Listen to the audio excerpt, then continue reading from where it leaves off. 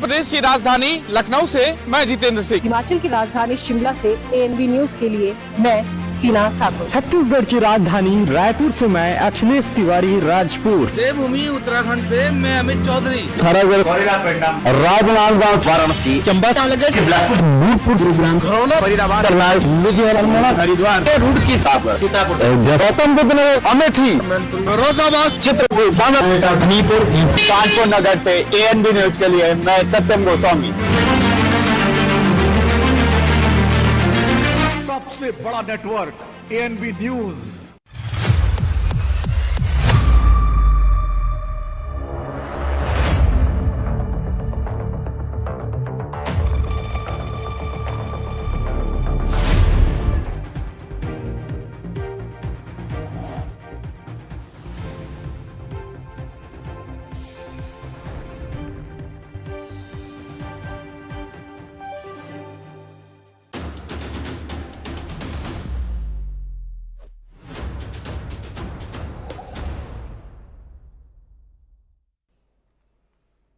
नमस्कार, ANB news में आपका बहुत बहुत स्वागत है। मैं हूं नवीन पांडे। लोकसभा चुनाव के बाद लखनऊ में बीजेपी कार्यकारिणी की बैठक में नतीजों पर मंथन हुआ। यूपी करीब 3,500 कार्यकर्ताओं के बीच जिस तरह डिप्टी सीएम केशव प्रसाद मौर्य ने बयान दिया कि सरकार से बड़ा संगठन होता है, उस पर घमासान छिड़ गया है। यूपी में हार के बहाने क्या यूपी की राजनीति में योगी आदित्यनाथ की कुर्सी खतरे में आ गई है? क्या पार्टी का धड़ा योगी को जिम्मेदार ठहराने में तुल गया है? पार्टी अध्यक्ष JP नड्डा और यूपी अध्यक्ष भूपेंद्र चौधरी के सामने जिस तरह योगी आदित्यनाथ ने अपने भाषण में अति आत्मविश्वास को हार की बड़ी वजह बताया, क्या वो एक तरह का पलटवार है या एक तरह की सफाई? आपको याद होगा, आम आदमी पार्टी के मुखिया अरविंद केजरीवाल ने चुनावों के दौरान बयान दिया था कि लोकसभा चुनाव के बाद यूपी में योगी कुर्सी खतरे में पड़ जाएगी। बड़ा सवाल यह है, क्या उसकी शुरुआत हो गई है? केशव मौर्य का इतना तीखा बयान आया, इससे पहले यूपी में बीजेपी के सहयोगी संगठन अपना दल, निषाद पार्टी, राजभर की पार्टी लगातार पुलिस प्रशासन बुलडोजर के बहाने योगी पर हमले कर रही थी। तो ये बड़ा सवाल है, योगी आदित्यनाथ सरकार जिस तरह से अपनी कानून व्यवस्था पर गर्व करती है, उसी पर सबसे बड़ा टारगेट क्यों किया जा रहा है? ये सब बड़े सवाल हैं, इन पर चर्चा करेंगे। उससे पहले देख लेते हैं क्या कुछ कहा गया।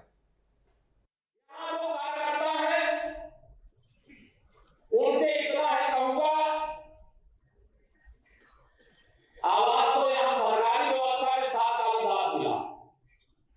मैं सदा कहता था और आज इस प्रदेश कार्य समिति में मैं संगठन के वरिष्ठता हमारे देश के और प्रदेश के नेतृत्व के सामने कह रहा हूं, संगठन सरकार से बड़ा है।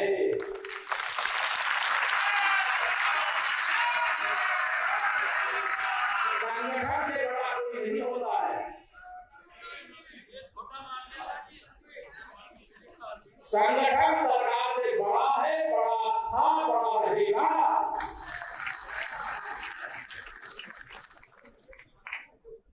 भारतीय जनता पार्टी के कार्यकर्ता के नाते यहां जितने भी मंत्री परिषद के सब हमारे वरिष्ठ साथी लोग भी बैठे, 7 कालिदास मार्ग का दरवाजा। मैं अपने को मानी तावड़ी जी बैठे, हमारी अरुण जी बैठे हैं, हमारी रेखा बहन जी बैठी हैं, राष्ट्रीय नेतृत्व हमारे किसान मोर्चा के राष्ट्रीय अध्यक्ष जी बैठे, हमारे राष्ट्रीय मंत्री जी बैठे, सबके सामने कह रहा मैं उप मुख्यमंत्री अपने को बाद में मानता हूँ, भारतीय जनता पार्टी का कार्यकर्ता पहले मानता हूँ। और सबसे जो भी किसी जिम्मेदारी में बैठे, चाहे वो उप मुख्यमंत्री के नाते, चाहे मंत्री के नाते, चाहे विधायक सांसद के नाते, सबसे जो जनप्रतिनिधि है उनसे यही अपेक्षा है। हम पहले कुछ बनते क्या नहीं, इसे सभी कार्यकर्ताओं को मान सम्मान दें, उनकी समस्याओं का सर्वोच्च प्राथमिकता के आधार पर समाधान करें। अंतिम भाषण मोदी का सुनना चाहिए कि कौन बदलना, SC/ST के विरोध में कौन था, अंतिम बताए। पत्र देखें, 1950 का पत्र सभी राज्य सरकारों को पंडित जवाहरलाल नेहरू ने लिखा था कि हम आरक्षण के विरोध में और नौकरी में आरक्षण और मैं विरोधी हूँ, और उसको एडिट करके इन लोगों ने चलाया है। आज के दिन में पहली बार है कांग्रेस जब सरकार आई तो कम से कम 110 से ज्यादा 111 संशोधन किया संविधान में। तो संविधान कौन बदल रहा है, कौन खत्म कर रहा है, ये जानो। हमारे समय में तो कौन संशोधन हुआ? धारा 370, हिंदू मुसलमान लड़ एक साथ रहे। कौन हुआ? अंग्रेजों के बनाए हुए कानून को बदला गया। ये संशोधन है, जनता के हित में हम संशोधन करते हैं और कांग्रेस ने अपने लोगों के हितों में संशोधन किया था। ये दोनों में बहुत अंतर है। और काम, आखिर काम है तो आज के दिन में तो झूठ क्यों बोल रहे हैं? 1 लाख दे देंगे, 8,500 दे देंगे। इन्हीं लोगों ने जो काम किया था इतने साल, उसका नतीजा था कोरोना में। आपने देखा होगा उत्तर प्रदेश, बिहार, मध्य प्रदेश किस तरीके से वहां से पैदल चल के यात्रा हो रही थी। वो उनके परिणाम रहे इतने लंबे शाम के। अब हम लोग काम कर रहे हैं और काम के आधार पर ही मोदी फिर से तीसरी बार। इसके लिए मंथन की जरूरत थी। सतह पे रखा हुआ पढ़ लो। ये जो दिल्ली लखनऊ को खत्म करने पे आमादा है ना, इन दोनों के बीच की जो लड़ाई है उसी का कारण है जो कुछ हुआ है। ये आत्मविश्वास नहीं था, सबको दिख रहा था, सिर्फ भाजपा वालों को छोड़ के। सच्चाई ये है कि 10 साल में कोई वादा पूरा किया? 15 लाख आया, काला धन आया, महंगाई घटी, बेरोजगारी घटी। क्या किसी मुद्दे पे ये सरकार सफल हुई किसानों को दुगनी आय देने का? तो जब आप झूठ बोलोगे तो एक झूठ की इंतहा हो गई। 303 से आ गए हो 240 पे, अगली बार 40 पे। इस तरह से केशव मौर्य ने कार्य समिति बीजेपी की बैठक में बयान दिया और बयान देने के बाद अपने सोशल मीडिया एक्स पर लिखा, संगठन सरकार से बड़ा था, बड़ा है और हमेशा रहेगा। मैं उप मुख्यमंत्री बाद में हूँ, पहले कार्यकर्ता हूँ। मेरे घर के दरवाजे 7 कालिदास मार्ग कार्यकर्ताओं के लिए हमेशा खुले हैं। बड़ा सवाल ये है, अगर 7 कालिदास मार्ग बीजेपी कार्यकर्ताओं के लिए हमेशा खुला है तो क्या योगी का आवास थोड़े से बगल में 5 कालिदास मार्ग क्या उनके लिए नहीं खुला है? सवाल यहां पे उठ रहे हैं, क्या योगी आदित्यनाथ ये नहीं मानते संगठन सरकार से संगठन जो है वो सरकार के आगे है? केवल डिप्टी सीएम ही बात मानते हैं? केशव के इस बयान का योगी को संदेश देने से जोड़कर देखा जा रहा है। राजनीतिक गलियारों में चर्चा है, लोकसभा चुनाव में कम सीट आने के बाद सीएम योगी और केशव प्रसाद मौर्य में दूरियां बढ़ गई हैं। वो किसी भी बैठक में शामिल नहीं होते हैं। क्या किसी का इशारा है? कार्य समिति की बैठक में सीएम योगी ने कहा, अगर सरकार को खरोच आई तो उसका असर उन पर भी पड़ेगा। जो लोग अभी से उछल कूद कर रहे हैं उन्हें दोबारा ऐसा करने का मौका नहीं मिलेगा। इसके बाद केशव ने इशारों में सरकार को बता दिया, उनसे बड़ा संगठन है। तो क्या यूपी बीजेपी में सब कुछ ठीक है? बड़ा सवाल है। 10 सीटों के उपचुनाव होने वाले हैं, उसके नतीजे बहुत कुछ तय कर देंगे।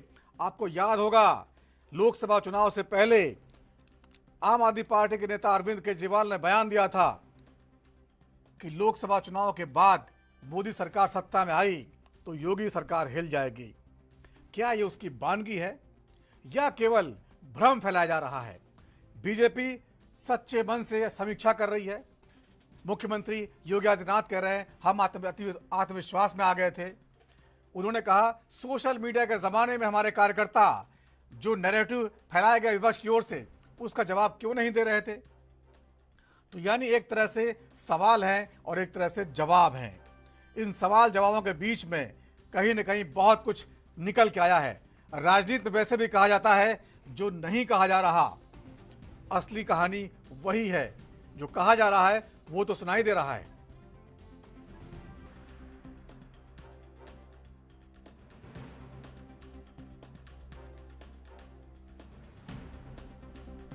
जो है जिस तरह से कल उत्तर प्रदेश में हुआ, वहां की राजनीति क्या कह रही है? ऐसा पहली बार नहीं है जब केशव मौर्य ने संगठन को सरकार से बड़ा बताया हो। 2 साल पहले 21 अगस्त 2022 अगर आपको याद हो, तब भी मौर्य ने यही बयान दिया था। उस समय कौशाम्बी की सिराथू विधानसभा सीट से वे चुनाव हार गए थे। उसके 5 महीने बाद उनका यह बयान आया था। तब भी योगी और सरकार के प्रति मौर्य की नाराजगी की चर्चा थी। मौर्य ने यह बात कहकर एक बार फिर कार्यकर्ताओं की नाराजगी के मुद्दे को हवा दी है। क्या योगी सरकार से यूपी के बीजेपी कार्यकर्ता नाराज है? जिस तरह से योगी सरकार लगातार कानून व्यवस्था के मोर्चे पर पुलिस प्रशासन को तरजीह देती आ रही है, उससे कार्यकर्ता खुश नहीं हैं। ऐसे बयान कई और नेताओं ने दिए हैं।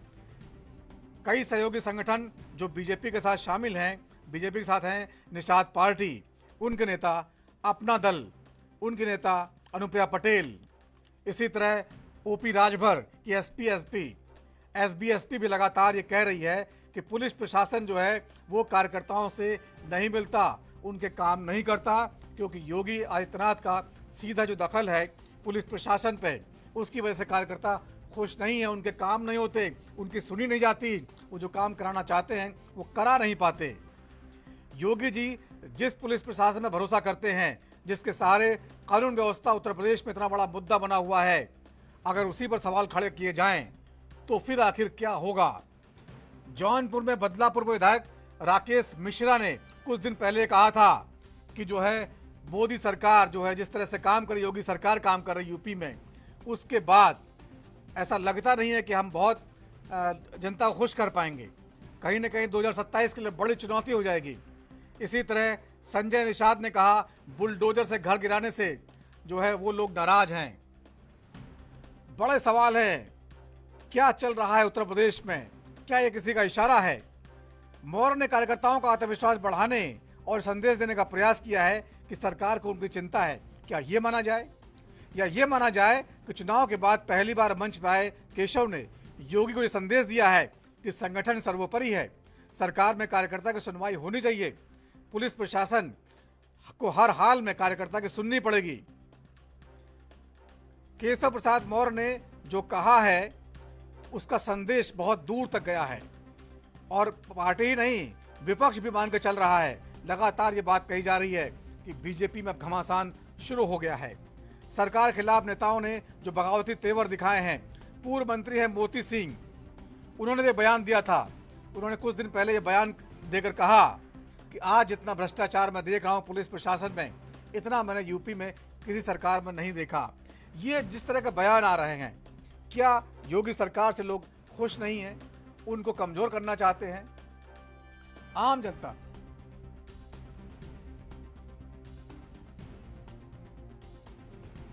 जानती है। उसी तरह क्या अब कार्यकर्ता इसका अलग मतलब निकाल रहे हैं? इन सब मुद्दों पर चर्चा करेंगे। एक छोटा सा ब्रेक ले रुकते हैं, उसके बाद चर्चा को आगे बढ़ाएंगे।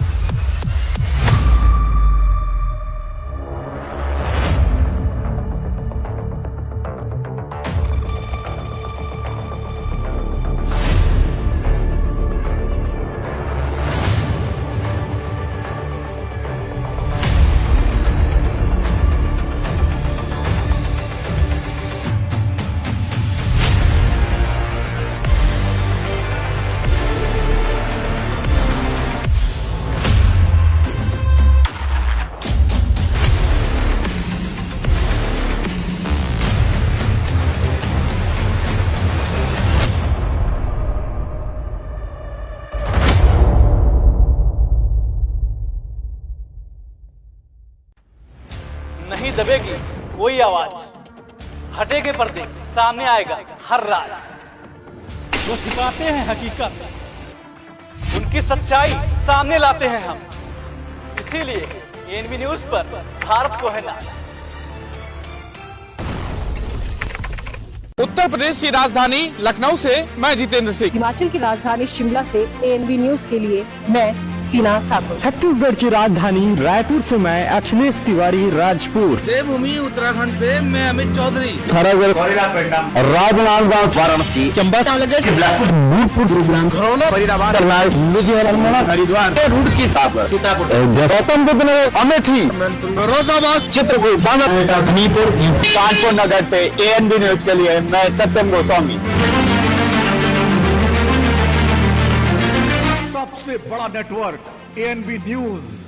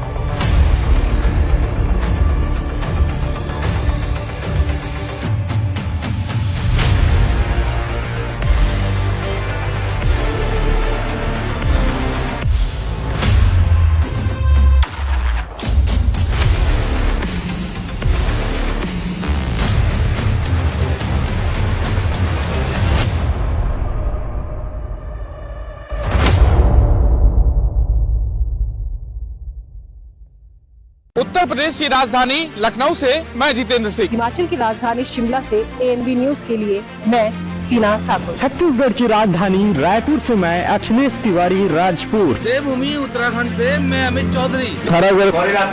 राजनांदगांव वाराणसी चंबा सालगढ़ बिलासपुर नूरपुर गुरुग्राम घरौना फरीदाबाद करनाल लुधियाना हरिद्वार रुड़की सागर सीतापुर गौतम बुद्ध नगर अमेठी फिरोजाबाद चित्रकूट बांदरपुर कानपुर नगर से ANB न्यूज के लिए मैं सत्यम गोस्वामी। सबसे बड़ा नेटवर्क ANB न्यूज।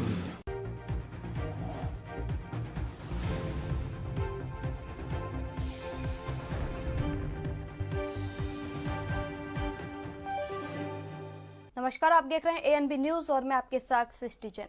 तो अब खबरें फटाफट अंदाज में। छत्तीसगढ़ के CM विष्णुदेव साय ने कहा कि भाजपा छत्तीसगढ़ के आह्वान पर प्रत्येक विधानसभा क्षेत्र में मतदाता अभिनंदन का कार्यक्रम चल रहा है। इसके माध्यम से हमारे कार्यकर्ताओं का अभिनंदन किया जा रहा है। यहां भारी संख्या में कार्यकर्ता पहुंचे हैं और उनका सम्मान किया जा रहा है।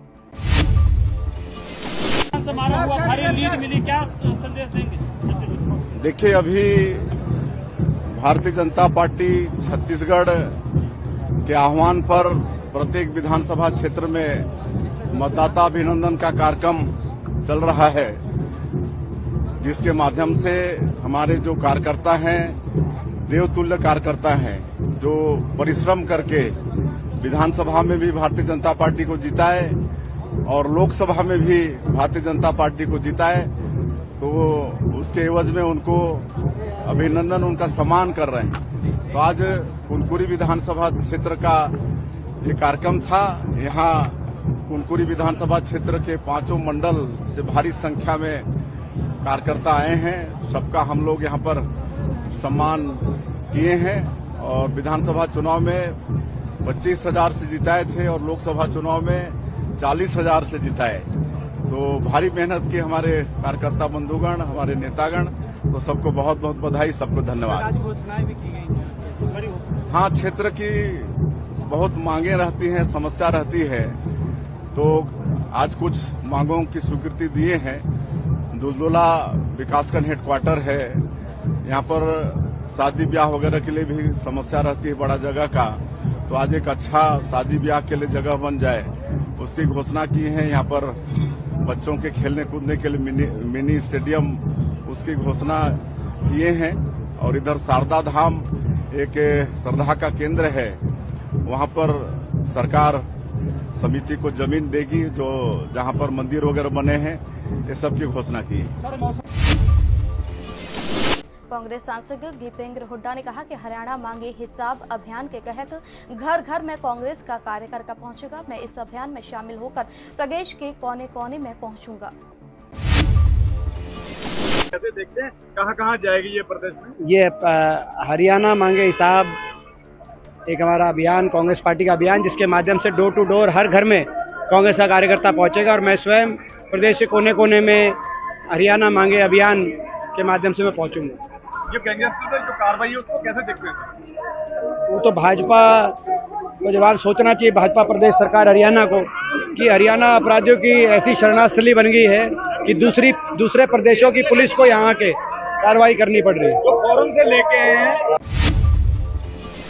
खबर जनपद उधम सिंह नगर के खाटिमा से है, जहां पर शनिवार को वार्ड नंबर 6 में आपदा पीड़ितों को राहत राशि चेक वितरण के दौरान भाजपा और कांग्रेस कार्यकर्ताओं में जमकर विवाद हो गया था। तो वहीं भाजपा नेता ने विभिन्न आरोप लगाते हुए 4 कांग्रेसी कार्यकर्ताओं के खिलाफ मुकदमा दर्ज कराना और सूचना पर कांग्रेसी कार्यकर्ता भी आग बबूला हो गए। मामले में मुकदमा दर्ज कराने को लेकर हंगामा शुरू किया गया है।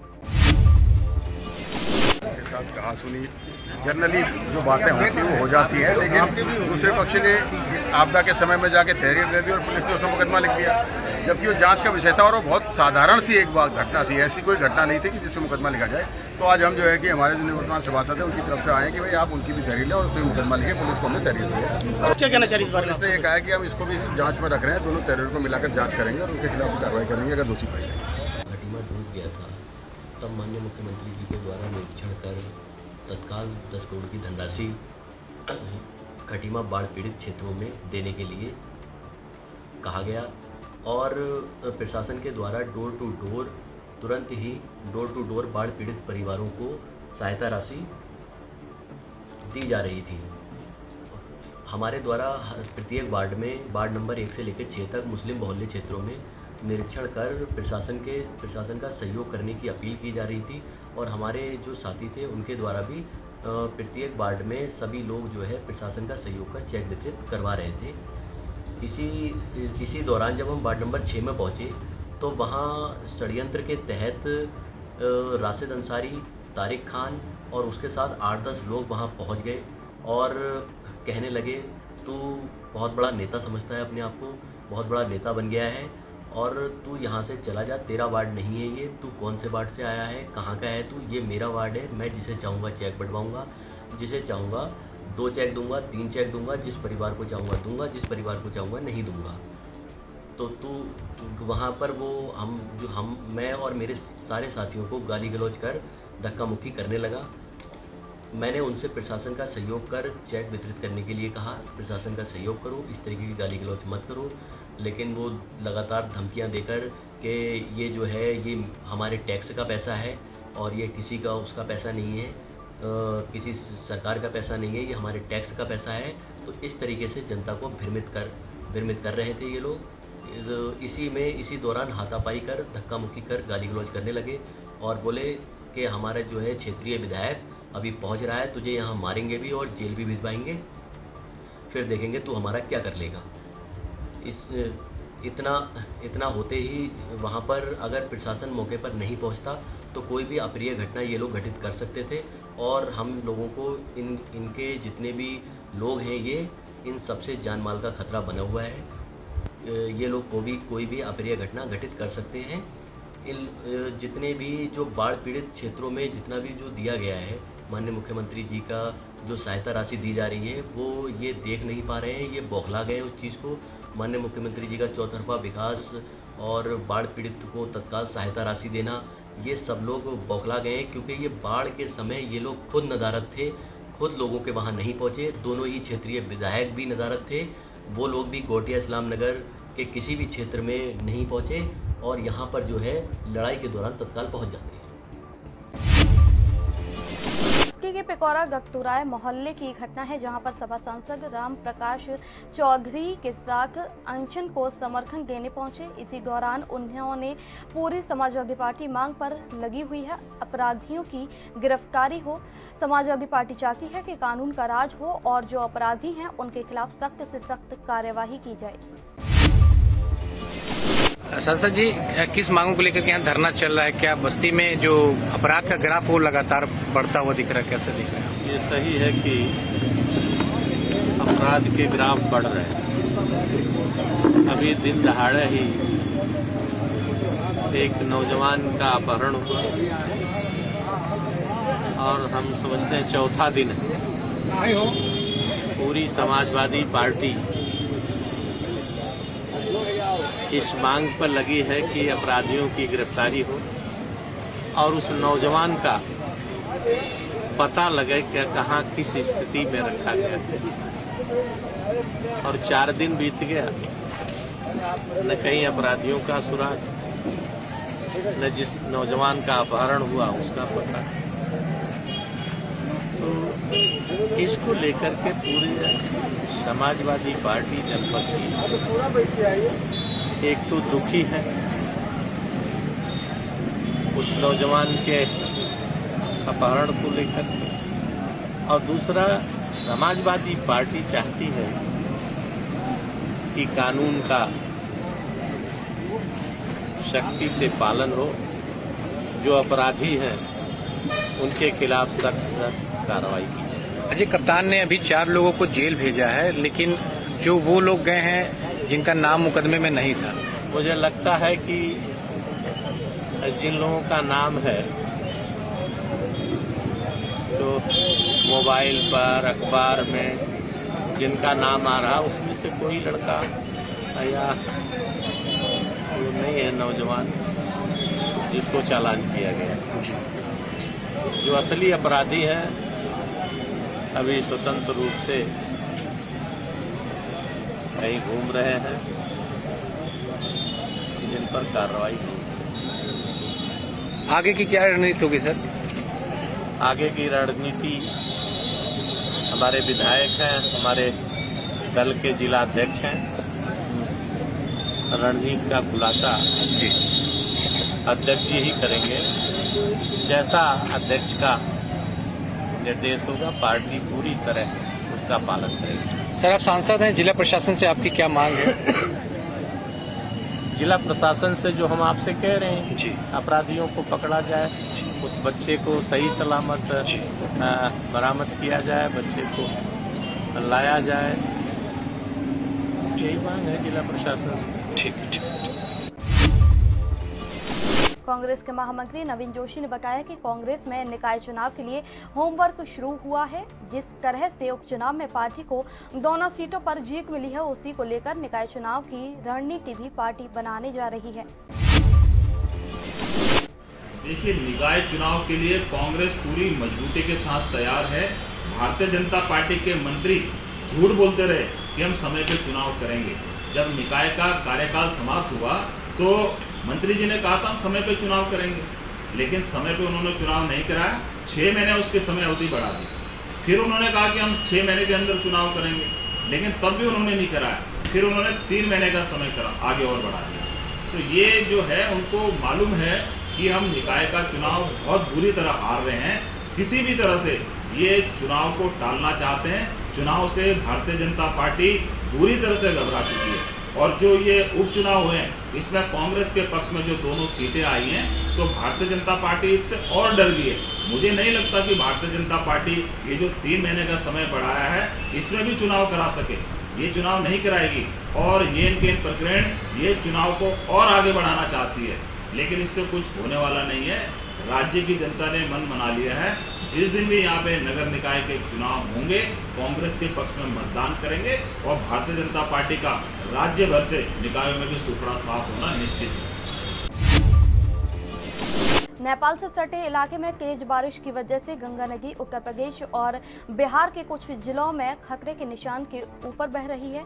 उत्तर प्रदेश के करीब 17 जिले बाढ़ की हालत से ग्रस्त हैं, तो वहीं 90 से ज्यादा गांव इसकी चपेट में हैं।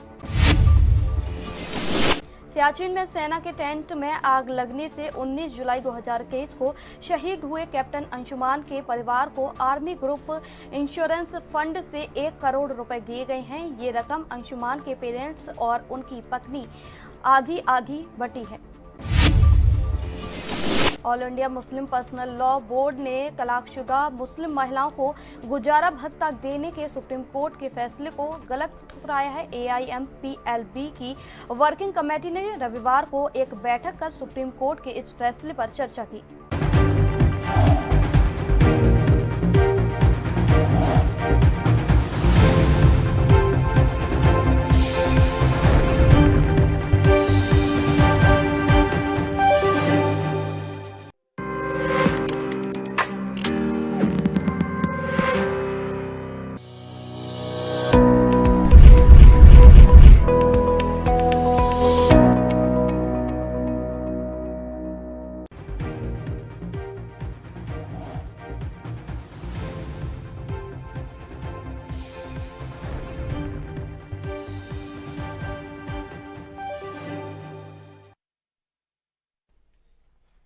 नमस्कार, स्वागत है आप सभी का NB न्यूज पर। आपके साथ मैं हूं अमीशा यादव। आज हम चर्चा करेंगे महंगाई को लेकर। महंगाई को लेकर विपक्ष भी लगातार मोदी सरकार को घेरने का काम कर रहा है। ऐसे में एक बार फिर महंगाई दर बढ़ने के आंकड़े ने सरकार को बेचैन कर दिया है। सब्जियों और दालों के दाम बढ़ने से महंगाई दर का आंकड़ा काबू से बाहर जा रहा है। इससे आम लोग काफी परेशान है। बीते महीने सब्जियों की थोक महंगाई दर बेतहाशा बढ़ गई है, जिसका बड़ा हिस्सा खाद्य महंगाई दर में शामिल होता है। जून में सब्जियों की थोक महंगाई दर 14.3% से बढ़कर 19.7% पर आ गई। ओवरऑल बात करें, जून में रिटेल महंगाई बढ़कर 5.08 पर पहुंच गई। जून में थोक महंगाई दर का ये आंकड़ा 16 महीने का उच्च स्तर है। अप्रैल में महंगाई 4.85% रही थी। वहीं एक महीने पहले यानी कि मई में महंगाई दर 4.75% रही थी। नेशनल स्टेटिस्टिकल ऑफिस ने शुक्रवार 12 जुलाई को ये आंकड़े जारी किए तो विपक्ष को हमला करने का मौका भी मिल गया। दरअसल महंगाई बढ़ने का कारण खाने पीने का सामान महंगा होना है। खाद्य महंगाई दर 8.69 से बढ़कर अब 9.36% हो गई है। वहीं शहरी महंगाई भी दर महीने आधार पर 4.21 से बढ़कर 4.39% पर आ गई है। ग्रामीण महंगाई दर भी 5.34 से बढ़कर 5.66% पर पहुंच गई है। अगर बात करें जून की थोक महंगाई दर की तो इसका आंकड़ा भी अब सामने आ चुका है और इसमें 3% के पार निकल गई है। जून में थोक महंगाई दर या होलसेल महंगाई 3.36% पर आ गई। इससे पिछले महीने यानी कि मई की बात करें तो मई में 2.61% पर रही थी। जून में थोक महंगाई दर का यह आंकड़ा 16 महीने का उच्च स्तर है। महंगाई बढ़ने के पीछे खाद्य महंगाई दर और प्राइमरी आर्टिकल्स की महंगाई दर बढ़ने की वजह प्रमुख है। वहीं अगर बात की जाए मैन्युफैक्चर्ड प्रोडक्ट्स की महंगाई दर की, जो 1% से कम थी, इस बार करीब 1.5% के पास जा पहुंची है। इन्हीं सब मुद्दों पर आज बातचीत करेंगे। हमारे साथ कुछ खास मेहमान भी मौजूद होंगे जिनसे चर्चा करेंगे। उससे पहले देख लेते हैं क्या कुछ कहा गया है। यहाँ तक एक चैनल बनी हुई है ना, तो वहाँ से यदि सस्ता होगा तो हमें भी सस्ता मिलेगा। तो सरकार को पहले डायरेक्टली किसानों पे ध्यान देना चाहिए, फिर उसके बाद हमारे तक सस्ती मिलेगी हमको। आपको लगता है महंगा होने से आपका बजट बिगड़ा है? बजट नेचुरल बिगड़ता ही है बजट। हम कहीं कुछ और सोचते हैं, कुछ और कहीं एडजस्टमेंट करना पड़ता है हमको। यदि यहाँ हम करते हैं खाने पीने में तो लोग नहीं करते हैं एडजस्टमेंट, कहीं दूसरी जगह करते हैं फिर। पर हर जगह ऐसे ही माहौल है ना, हर जगह चीज़ों का रेट्स बढ़ रहा है, तो हर जगह थोड़ा सा तो कंट्रोल कहीं करें। जहाँ पे नहीं कर सकते हैं वो बात अलग है, पर यहाँ तो कर सकते हैं ना। यहाँ पे हेल्प इनडायरेक्टली जो हेल्प कर सकते हैं, किसानों को हेल्प करें तो डायरेक्ट हमको मिलेगा। Thank you. जी गोकुल मालवी। गोकुल जी, आपने सब्जी ली है कितने की? ये सब्जी ली मैंने 600 रुपए की जी। तो भाई सब्जी खाना तो बहुत मुश्किल हो गया अब। अच्छा, 200 रुपए किलो टमाटर है। हाँ। अच्छा, 80 से 200 रुपए तक। 200 रुपए किलो टमाटर लिए। हाँ, तो परिवार चलाने में मुश्किल? अरे बहुत मुश्किल हो रहा है। गरीब आदमी तो खा ही नहीं पाएगा, कहाँ से खाएगा गरीब आदमी। मतलब दिक्कत हो रही है? बहुत दिक्कत, बहुत बजट। सरकार से क्या मांग करेंगे? अरे सरकार से अब क्या बोले। कम करने की मांग करेंगे? हाँ करेंगे, नहीं कम तो होना चाहिए, नहीं तो चलेगा कैसे परिवार। भाई सब्जी खाएंगे और भी अनाज लेना है, नहीं घर का राशन पानी और भी तो है कुछ। पहले इतनी सब्जी कितने रुपए में ले लेते थे आप? अरे इतनी तो 200 रुपए में सब्जी आ जाती थी, 100 रुपए में आ जाती थी। अच्छा, अब 600 की है? अब 600 की है। जी, मेरा नाम पप्पू कुरैशी। पप्पू जी, आप सब्जी के व्यापारी हैं, तो जब कस्टमर आते हैं तो क्या कह रहे हैं, महंगाई बढ़ी? सर कस्टमर यही कह रहा है कि भाई इतनी महंगी क्यों गई, माल की आवक कम है इसलिए महंगाई है। जी। अभी क्या रेट चल रहे हैं टमाटर के? टमाटर 80 से 70 रुपए किलो है। 60-70 रुपए किलो है। अन्य सब्जियाँ सारी आलू 40 रुपए किलो है इस समय। प्याज भी यही चल रहा है। मिर्ची यही है 80-70 रुपए किलो। धनिया भी वही है 150-60 रुपए किलो है। तो तमाम सब्जियों के रेट बढ़ गए हैं? जी जी जी। तो कस्टमर आते हैं तो वो आपको क्या कहते हाँ, बोलते हैं यही कि भाई एकदम इतनी महंगी है। भाई महंगा है तो महंगा ही बताएंगे, अपन भी महंगा खरीद कर ला रहा है। भाई अपने पास कोई खेत तो है नहीं, अपन को तो रोज लाना रोज बेचना है, जैसा आता है वैसा बिकता है। तो आपकी बिक्री भी कम हुई? जी जी जी। और पहले जैसे महीने में कमाते थे अब कम आ रहे हैं? जी जी, नुकसान होता है ना इस समय। नुकसान, माल बहुत फेंको मार हो रहा है, नुकसान भी हो रहा है इस समय। कैसे हो जाता है? नुकसान क्या है कि जैसे माल अपन लेकर आए, दूसरे दिन नहीं बिका, जिस दिन ला दूसरे दिन दागी हो जाता है, सड़ जाता है, पालक है, ये उमस हो रही है, माल बेकार होता है। कई चीज़ें भाई सब्जियां दुकानों पर भी बहुत बेस्ट हो रही हैं इस समय। अच्छा, महंगी तो खरीद नहीं रहे और आप तो लेकर आते हैं तो जी जी। राजू सोनू ने। राजू जी, क्या रेट चल रहे हैं सब्जियों की? महंगी हो गई क्या? सब्जी महंगी हो गई है इसलिए आवक कम है इसलिए, और उससे हमारी दुकानदारी भी ख़राब हो रही है। ग्राहक आता है 1-2 दिन, अब कभी वो सब्जी नहीं बिकती तो ख़राब भी हो जाती है। माल आवक कम होने की वजह से जो है ग्राहकी हमारी ख़राब हो रही है, हमारा भी नुकसान हो रहा है। मतलब अभी रेट क्या चल रहे हैं सब सब्जी हो गया 80-100 रुपये किलो से कम रेट कोई से भी नहीं है। कोई भी सब्जी नहीं? कोई भी सब्जी नहीं है। तो ऐसे में कस्टमर आते होंगे तो वो भी बिचक जाते हैं कि वो क्या लड़ते हैं ना कि भाई अभी 60 रुपये किलो 40 रुपये किलो माल था, ये माल 100 रुपये किलो कैसे हो गया। जैसे मुनगा फली वगैरह है ये तो 200 रुपये किलो है। ब्रोकली आज 600 रुपये किलो है, जो 200-250 रुपये किलो खरीद आती थी, आज थोक में 600 रुपये किलो है। 80 रुपये 100 रुपये पाव बिकती थी, आज 150 रुपये पाव ग्राहक को बताओ तो ग्राहक कहता है कि इतने लूट रहे हो। इससे हमारी भी दुकानदारी खराब हो रही है। तो आपका सामान भी कम बिकने लगा है? कम बिकने लगा ना, बिक्री कम हो गई है। खराब होता है ना, ये 2 दिन के बाद ये उमस पड़ रही है, जो बारिश का लगा हुआ माल बाहर का आता है तो उससे खराब दाग ही पड़ता है। अभी हाईब्रिड टमाटर 200 रुपये किलो में भी अच्छा नहीं मिल रहा है। ये टमाटर बेंगलोर से आ रहा है तभी 80 रुपये किलो बिक रहा है। 80 नुकसान हमारा ही है, सबसे ज़्यादा दुकानदार का नुकसान है। ग्राहक को तो लगता है लेकिन उनको तो ज़रूरत है तो ले लेते हैं। हाइब्रिड टमाटर 200 पे, नॉर्मल टमाटर 80 रुपये। 80 रुपये किलो, ये भी बेंगलोर आ रहा है इसलिए। और हाइब्रिड 200 रुपये किलो।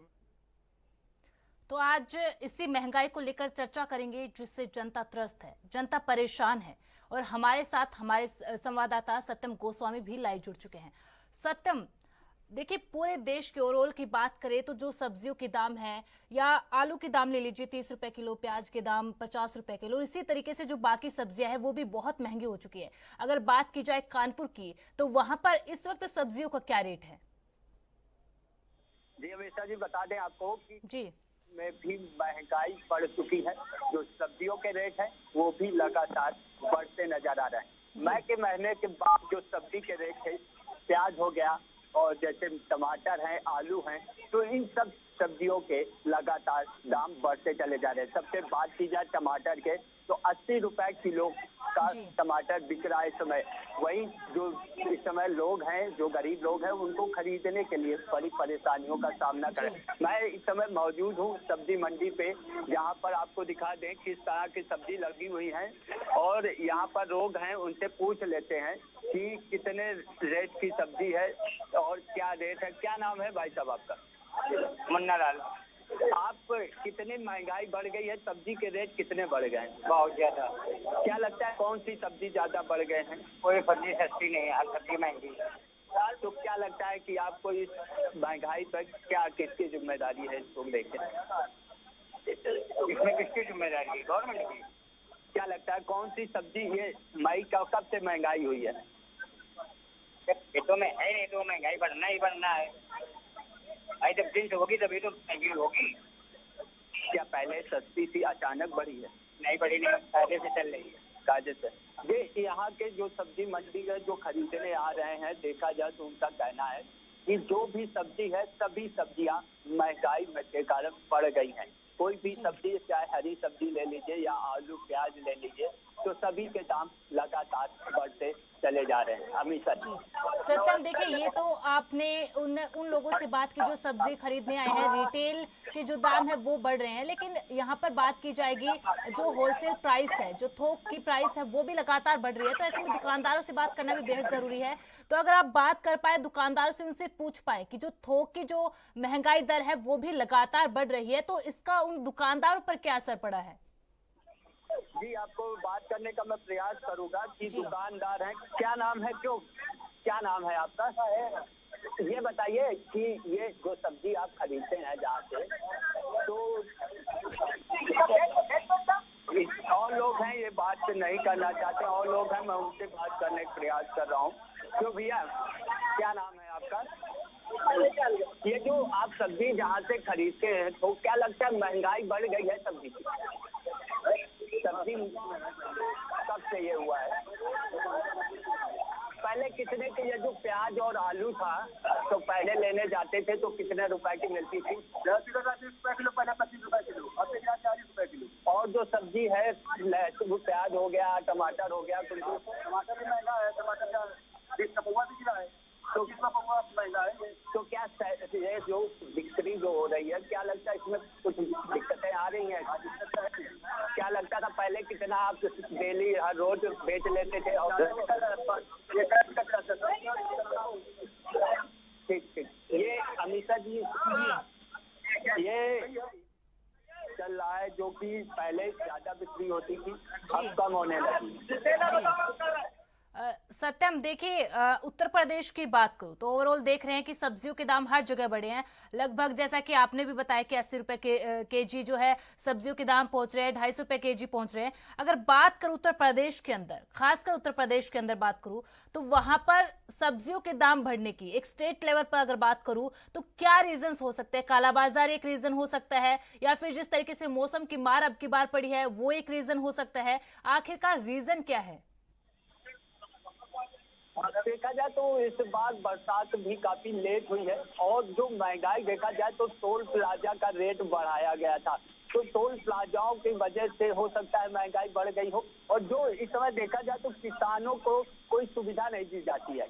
किसान को सिंचाई है जैसे, तो सिंचाई के लिए कोई पैसा नहीं दिया जा रहा, बिजली बिल बढ़ा दिया जा रहा, तो किसान कहीं ना कहीं सब्जी करना कम कर दे रहा है। और जो दवाइयाँ पड़ती हैं तो इसमें महंगाई के वजह से लोग जो किसान है उनको महंगाई की वजह से जो सब्जी की फसल है वो कम कर रहे हैं। कहीं ना कहीं देखा जाए तो ये जो बेरोजगारी बढ़ रही है, महंगाई लगातार बढ़ रही है, इसका कहीं ना कहीं उत्तर प्रदेश सरकार के ऊपर जाता है। और उत्तर प्रदेश जो सरकार है उसको सोचना चाहिए कि किस तरह से महंगाई बढ़े, इसको काबू किया जाए। और जो लगातार टोल प्लाजाओं में रेट बढ़ गए अचानक से चुनाव के बाद, लोकसभा चुनाव के बाद रिजल्ट जैसे आया था उसी के पहले रात में 12 बजे बढ़ा दिए गए थे 1 तारीख को।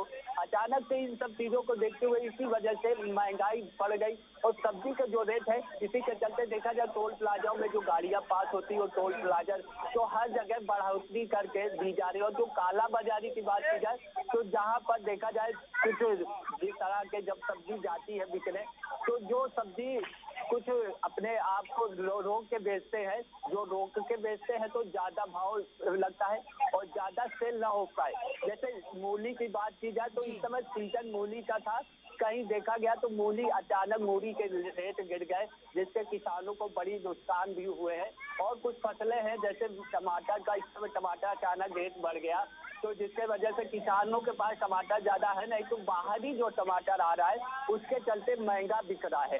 और जो सब्जियां हैं भिंडी वगैरह बारिश ना होने के कारण कहीं ना कहीं सूख गई है। अब जब बारिश होने का समय है देखा गया कि कुछ हफ्तों से बारिश ग्रामीण क्षेत्रों में बिल्कुल हो ही नहीं रही। कहीं जिले में कानपुर की बात की जाए तो कई जिलों में कुछ इलाकों में बारिश होती है और ग्रामीण क्षेत्रों में बारिश नहीं होती है, तो जिससे फसल करने में बड़ी मुश्किलों का सामना करना पड़ रहा है। सत्यम, देखिए हरियाणा, पंजाब और उत्तर प्रदेश में कहा जाता है अनाज जो सबसे ज्यादा जो है उत्पादन करता है। उत्तर प्रदेश का जो अनाज का उत्पादन है वो देश में बहुत ज्यादा होता है। तो ऐसे में अगर अनाज के दामों की बात करो तो उसमें भी 8.75% की बढ़ोतरी देखने को मिल रही है।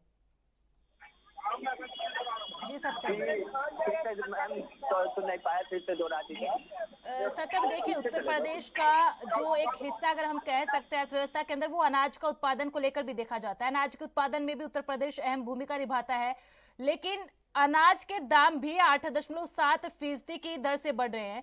अगर बात की जाए जून महीने की तो जून महीने में ये 8.75% की बढ़ोतरी अनाज के दामों में देखी गई थी। जी सत्यम, आपको बता दें कि उत्तर प्रदेश में देखा जाए तो सबसे ज्यादा किसानी की जाती है।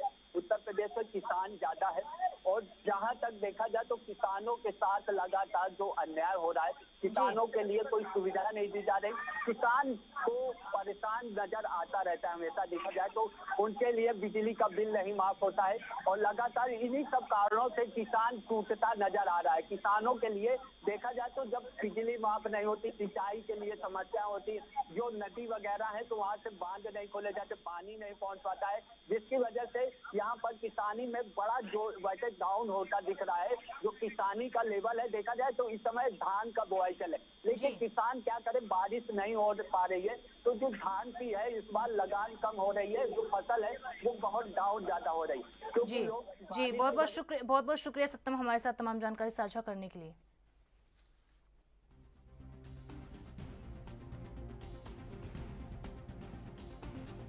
तो देश भर में बेतहाशा महंगाई बढ़ रही है जिसकी वजह से आम जनता को परेशानी हो रही है। आम जनता इस बढ़ती हुई महंगाई से परेशान है। अगर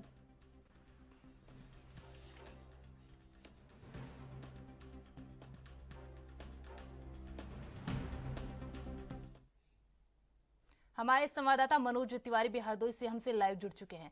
मनोज, अभी आपसे पहले मैंने सत्यम से बात की कानपुर से, उन्होंने बताया कि देखिए कालाबाजारी तो है महंगाई बढ़ने का एक बड़ा कारण, दूसरा बड़ा कारण है मौसम की मार अब की बार जिस तरीके से पड़ी है, लेकिन उन्होंने तीसरा एक और कारण बताया कि टोल प्लाजा का जिस तरीके से अब की बार सरकार ने बढ़ाया है टोल प्लाजा, वो भी एक बड़ा कारण रहा है सब्जियों के दाम महंगे होने में, फल के दाम महंगे होने में या बाकी जो खाद्य की चीजें हैं वो महंगे होने में। जी हाँ बिल्कुल, देखिए अगर हम हरदोई की बात कर ले तो महंगाई इस समय चरम सीमा पर है। खास करके जो सब्जियां हैं उन पर महंगाई की मार बहुत ज्यादा है। तो ऐसे में जो गृहिणी है वो किचन का बजट संभालने में उसको काफी दिक्कतों का सामना करना पड़ रहा है। सब्जी जो थाली से है वो गायब हो रही है। सबसे कम सस्ती बिकती थी सब्जी अगर बैंगन की बात कर ले तो बैंगन भी इस समय 40 रुपए किलो है, प्याज 100 रुपए किलो बिक रहा है और टमाटर 100 रुपए किलो, यानी 4 किलो आम खरीद लीजिए और उतने में 1 किलो टमाटर मिल रहा है। तो हालांकि इस समय बरसात का मौसम है, बरसात की वजह से जो हरी सब्जियां हैं, तरोई है, लौकी है, बैंगन है, लोबिया है, इस पर तो मार पड़ती है, यानी कि इस समय बरसात की वजह से ये सब्जियां आवक कम हो जाती है। लेकिन अगर अन्य सब्जियों की बात कर ले, आलू की अगर हम बात करें तो आलू 35 से 40 रुपए किलो बिक रहा है। तो ऐसे में काला बाजारी की भी अगर बात कर ली जाए तो काला बाजारी भी खूब हो रही है। हरदोई के कृषि अधिकारी ने अभी 3 दिन पहले ये रिपोर्ट जारी करते हुए जो मालिक है आलूओं के उनसे कहा था कि मिल में जो आलू जमा है उसको उठा लें, जिससे ये महंगाई बढ़ रही है इस पर रोकथाम लगाई जाए। तो बरसात की मार और जो काला बाजारी हो रही है वो भी है, और साथ ही जो टोल प्लाजा की अगर बात करें तो टोल प्लाजा पर टैक्स बढ़ा है, तो ऐसे में ये उपभोक्ता को ही देना पड़ रहा है। जी मनोज, जैसा कि आपने कालाबाजारी की बात की और आपने कहा कि एक रिपोर्ट भी सबमिट कराई गई है, जिस तरीके से आलू को स्टोर करके रखा जा रहा है और बाहर नहीं निकाला जा रहा है। देखिए, सब्जियों के दाम बढ़ना लाजमी है, मान सकते हैं सब्जियों के दाम मौसम की मार की वजह से बढ़ रहे हैं, लेकिन दालों की बात की जाए, आटे की बात की जाए और जैसा कि आपने आलू का जिक्र किया, इनके दाम आखिरकार क्या बढ़ रहे हैं? काला बाजारी से अगर इत्र में बात करूं तो और क्या रीजन हो सकते हैं इन सब के दाम बढ़ने के? देखिए, जिस तरह सब्जी की मार बढ़ रही है ऐसे में सब्जियों के दाम भी बढ़ रहे हैं। बात कर ली जाए अगर दाल की तो दाल भी महंगी है, से नीचे की दाल नहीं बिक रही है। आम आदमी परेशान है और आम आदमी के बस में केवल सब्जी जो आलू है, तरोई है, लौकी है, यही सब्जियां होती थी, लेकिन उन पर भी बरसात की वजह से मार बढ़ी है। लेकिन जो खरीदारी है वो तो उतनी ही है, आवक कम हो गई है, लेकिन जो खपत है वो लगातार उतनी ही होती चली जा रही है। इसलिए अगर बात कर ली जाए तो इसलिए सब्जियों के दाम पर भी लगातार इजाफा होता चला जा रहा है। मनोज, अगर आप जनता से बात कर पाए या दुकानदारों से बात कर पाए, उनसे जान पाए कि इस वक्त उनके ऊपर, उनकी जेब पर कितनी मार पड़ रही है? हमारे साथ दुकानदार भी यहाँ पर मौजूद है, ये लगातार सब्जियां बेचते थे। कुछ दिन पहले ये सब्जी सस्ती बेचते थे, लेकिन अब इनके पर महंगाई की मार बढ़ी है तो इन्होंने भी सब्जियों के रेट बढ़ाए। बात कर लेते हैं कि आखिर रेट क्यों बढ़े हैं, भैया क्यों रेट बढ़े सब्जी के, तो बता दीजिए आप। गरीब आदमी को पैसा क्यों कम देता है? 5,000 रुपए में फिलहाल कहना है कि सब्जी की जो है आवक कम है और ऐसे में सब्जी महंगी हो रही है। जी मनोज, बिल्कुल मौसम की वजह से सब्जियां महंगी हो रही है, दालें कालाबाजारी की वजह से आलू के दाम महंगे हो चुके हैं, दालों के दाम महंगे हो चुके हैं, लेकिन इन सबका असर सिर्फ और सिर्फ आम जनता की जेब पर पड़ रहा है। अगर बात की जाए सरकार की तो सरकार, और खासकर अगर मैं स्टेट लेवल की सरकार की बात करूं, स्टेट सरकार की, राज्य सरकार की बात करूं, तो राज्य सरकार की तरफ से क्या कुछ कदम उठाए जा रहे हैं कालाबाजारी को रोकने के लिए और ताकि आम जनता को राहत मिल सके, इसके लिए सरकार ने, राज्य सरकार ने क्या कदम उठा रही है? देखिए, सरकार तो लगातार महंगाई कम करने की बात करती है। सरकार का कहना है कि लगातार महंगाई कम हो, इस तरह के प्रयास किए जा रहे हैं। अब अगर आलू की ही बात कर ली जाए, 3 दिन पहले हरदोई के कृषि अधिकारी ने आलू किसानों से अपील करी थी कि वो आलू अपना मिल से उठा लें तो जो महंगाई है वो महंगाई कम हो जाएगी। लेकिन प्रशासन को भी इस पर पूरी सख्ती बरतना चाहिए कि जिस तरह से आलू की आवक कम हो रही है, मिल में जमा है, तो ऐसे में इन पर भी कठोर कार्यवाही होनी चाहिए ताकि इस महंगाई से आम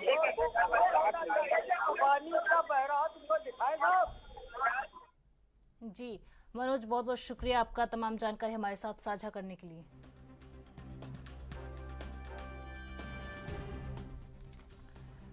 वहीं देश में जिस तरह से महंगाई लगातार बढ़ती जा रही है और reserve bank of India RBI ने लगातार रेपो रेट में कोई बदलाव नहीं किया जा रहा है, जो 4+2 और 4-2 के फॉर्मूले से जिस तरह से आरबीआई रेपो रेट को डिसाइड करता है, खुदरा महंगाई दर भी लगातार बढ़ रही है तो थोक महंगाई दर भी लगातार बढ़ रही है और अब इसी को लेकर विपक्ष भी सरकार पर हमलावर हो चुका है। विपक्ष लगातार सरकार पर ये कहकर तंज कस रहा है कि सरकार महंगाई को काबू करने में विफल रही है।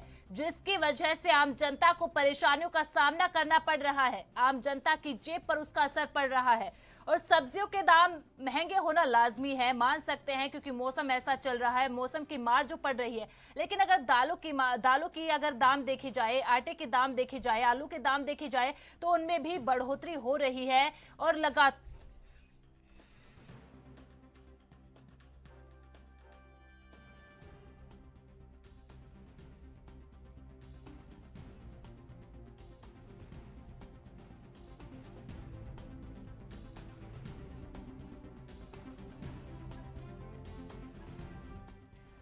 और हमारे साथ अर्थशास्त्री अनुराग कुमारी तिवारी जी भी जुड़ चुके हैं। अनुराग जी, महंगाई पर अगर मैं लेमैन की भाषा में अगर आपसे बातचीत करूं तो एक आम जनता जो बाजार में जाती है, सामान खरीदती है, खाद्य पदार्थ खरीदती है, फल खरीदती है, सब्जियां खरीदती है, लेकिन जब वो अपनी जेब में देखती है तो पैसे उतने नहीं होते हैं, या फिर मैं यूं कहूं कि जिस तरीके से पर कैपिटा जो इनकम होती है वो तो कम है, लेकिन महंगाई दर साल महीने दर महीने बढ़ती जा रही है, लेकिन जो आमदनी है जनता की वो बढ़ नहीं रही है।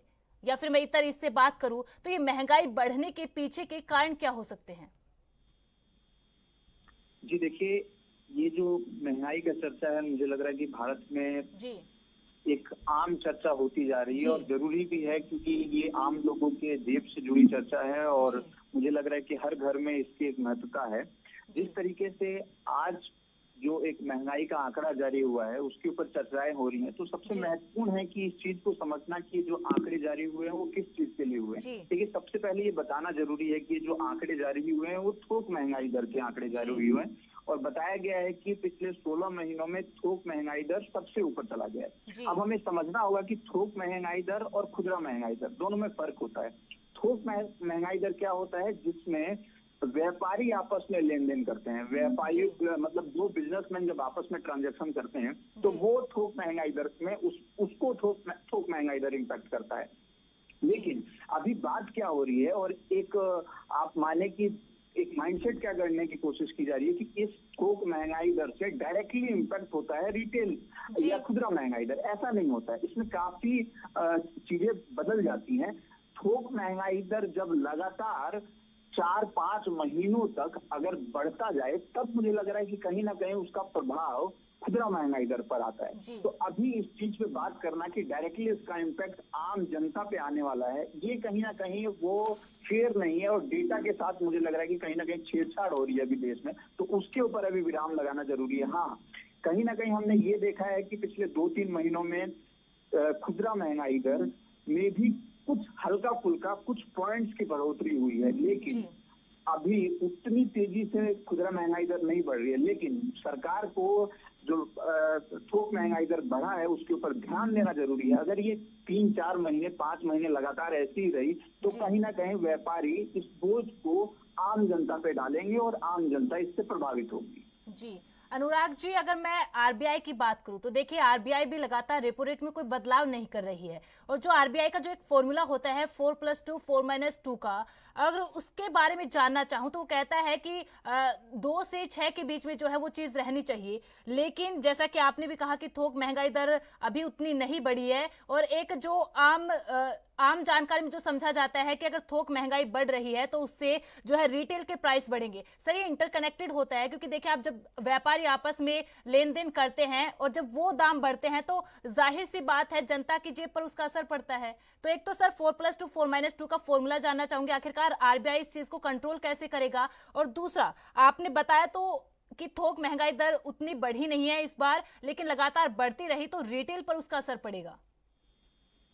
जी देखिए, इस पर कोई दो राय नहीं है। जैसा आपने कहा कि जो आरबीआई एक नंबर जारी करती है कि अगर महंगाई दर 6% के आसपास रहे तो वो कंट्रोल माना जाता है। जब 5 से 6% से ऊपर चला जाता है तो वो कहीं ना कहीं सरकार और आरबीआई के हाथ से बाहर जाती हुई सिचुएशन है। लेकिन भारत में इस समय ऐसी कोई स्थिति नहीं है, और कहीं ना कहीं पूरे विश्व में जो हालात हैं, पूरे विश्व में जो इन्फ्लेशन के जो दर हैं, उसके मुकाबले भारत अभी भी अपनी अर्थव्यवस्था को बहुत कंट्रोल करके रखा हुआ है, बहुत नियंत्रित करके रखा हुआ है। इसका एक बहुत अच्छा उदाहरण है कि पिछले 1-1.5 सालों से जब से रूस और सीरिया का युद्ध हो रहा है, भारत ने जो कच्चे तेल है वो बहुत एक सस्ते दामों पर रूस से मंगवाया है। और आप देखेंगे कि कहीं ना कहीं कच्चे तेलों का जो दाम है वो डायरेक्टली कनेक्टेड होता है कोई भी प्रोडक्ट की प्राइस पे। तो जब भारत सरकार ने जो ये कच्चे तेलों का जो दाम है वो भारत में कम करके रखा है, इसका एक उदाहरण है, ये एक एग्जाम्पल है कि भारत सरकार ने उस चीज को नियंत्रित करके रखा हुआ है। मैं फिर वही कहूंगा कि अगर थोक महंगाई दर फिर इसी तरीके से चलती रही और 3-4 महीनों तक लगातार ये स्थिति देश में रही, तो वो उसका प्रभाव आम जनता के जो जेब है, आम जनता की जो चीजें हैं, चाहे वो फल है, चाहे सब्जी है, चाहे दालें हैं, उस पे प्रभाव डालेगा। और एक और आंकड़ा जो आया है, जो खुदरा महंगाई दर का आया है, उसमें ये भी चीजें आई हैं कि जो मसाले हैं, मसालों का जो दाम है, मसालों का जो खुदरा महंगाई दर है वो कम हुआ है पिछले 2 महीनों में। तो कई सारी ऐसी चीजें हैं जिनके दाम बढ़ रहे हैं, कई सारी ऐसी चीजें हैं जिनके दाम कम हो रहे हैं। ये सारी की सारी चीजें डिमांड एंड सप्लाई पे होता है। और हमें ये समझना होगा कि एक महीने में मतलब इस महीने में अगर कोई डेटा आया है तो उससे हम लोग पूरी अर्थव्यवस्था का आकलन नहीं कर सकते हैं। कम से कम जिस तरीके के डेटा आ रहे हैं उस तरीके के डेटा 4-5 महीनों का आएगा, उसके ऊपर एनालिसिस करके तब फाइनल एक रिजल्ट पे जाया जाता है। अर्थव्यवस्था यही कहता है। जी, बहुत बहुत शुक्रिया अनुराग जी, तमाम जानकारी और तमाम जानकारी हमारे साथ उपलब्ध करने के लिए, जानकारी साझा करने के लिए।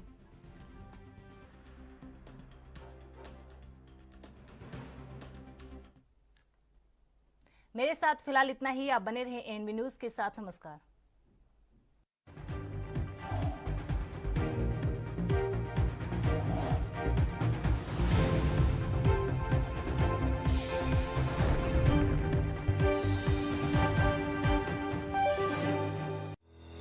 जल संरक्षण के लिए उत्तराखंड सरकार आज हर संभव प्रयास कर रही है ताकि पहाड़ों पर जल का संचय, संरक्षण और संवर्धन हमेशा के लिए हो सके। जो हमारे स्रोत जो सूख गए हैं, जो नदियां हैं, जो पुराने हमारे जल स्रोत हैं, उनको पुनर्जीवित करने का एक अभियान सरकार ने दिया है, लेकिन ये काम तभी पूरा होगा